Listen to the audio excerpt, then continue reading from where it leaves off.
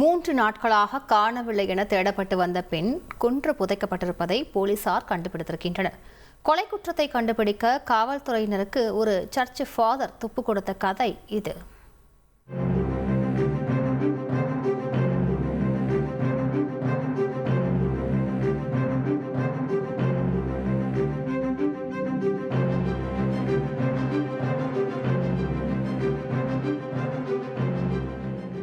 மூன்று நாட்களாக காணவில்லை என தேடப்பட்டு வந்த பெண்ணின் வீட்டில் காவல்துறையினர் குவிக்கப்பட்டிருந்தனர்.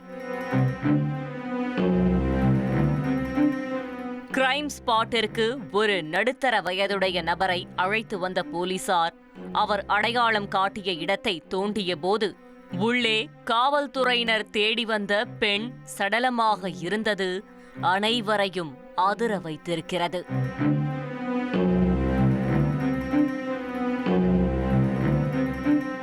கொலை செய்யப்பட்டவர் 48 வயதான பிரியம்பதா.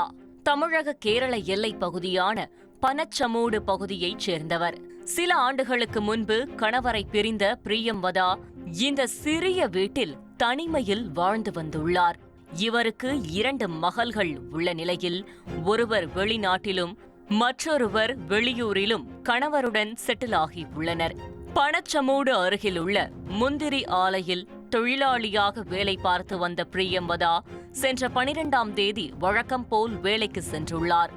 ஆனால் அன்றிரவு வெகு நேரமாகியும் அவர் வீடு திரும்பவில்லை. அதோடு அவருடைய செல்போன் இணைப்புகளும் துண்டிக்கப்பட்ட காரணத்தால் சந்தேகமடைந்த உறவினர்கள் அருகிலுள்ள வெள்ளரடா காவல் நிலையத்தில் புகார் அளித்துள்ளனர்.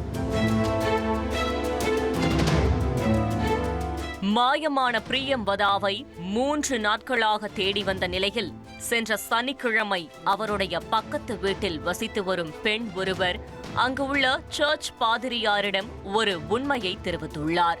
அதாவது தன்னுடைய வீட்டில் சந்தேகத்திற்கு இடமளிக்கும் வகையில் இரத்த கறைகள் உள்ளது, துர்நாற்றம் வீசுகிறது.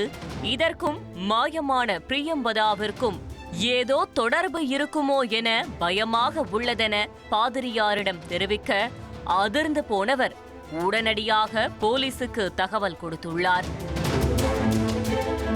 சம்பந்தப்பட்டவரின் வீட்டிற்கு விரைந்து சென்ற போலீசார் அங்கு சோதனை மேற்கொண்ட போது அவர் வீட்டின் அருகே புதிதாக குழி தோண்டப்பட்டதற்கான தடயங்கள் இருந்திருக்கிறது. சந்தேகத்திற்குரிய நபரிடம் மேற்கொண்ட விசாரணையில் அந்த பெண் தன்னுடைய மருமகன் வினோத் மீது சந்தேகம் இருப்பதாக தெரிவித்துள்ளார். உடனடியாக அந்த நபரையும் விசாரணை வளையத்திற்குள் கொண்டு வந்துள்ளனர். அதில் வினோத் பிரியம்பதாவை கொன்று புதைத்ததாக வாக்குமூலம் கொடுத்துள்ளார்.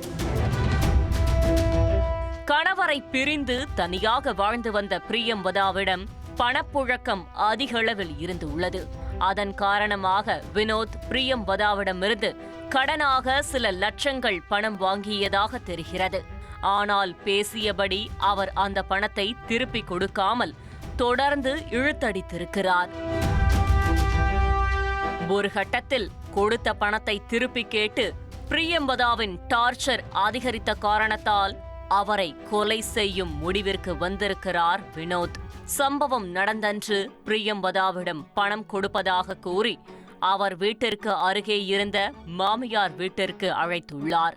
பிரியம்பதா அங்கு வந்ததும் அவரின் கழுத்தை நெரித்து கொலை செய்த வினோத் அங்கிருந்து டெட் பாடியை எடுத்து சென்று அருகிலிருந்த அவருடைய வீட்டில் 2 நாட்கள் மறைத்து வைத்திருக்கிறார்.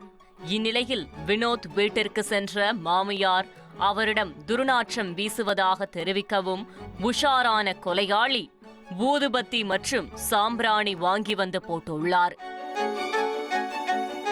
இதற்கு மேல் உடலை பதுக்க முடியாது என்பதை உணர்ந்த வினோத் அன்றிரவு ஊர் அடங்கி அனைவரும் உறங்க சென்றவுடன் பிரியம்பதாவின் உடலை சகோதரர் சந்தோஷின் உதவியோடு வீட்டிற்கு அருகிலேயே குழி தோண்டி புதைத்துள்ளது விசாரணையில் உறுதியாகி உள்ளது.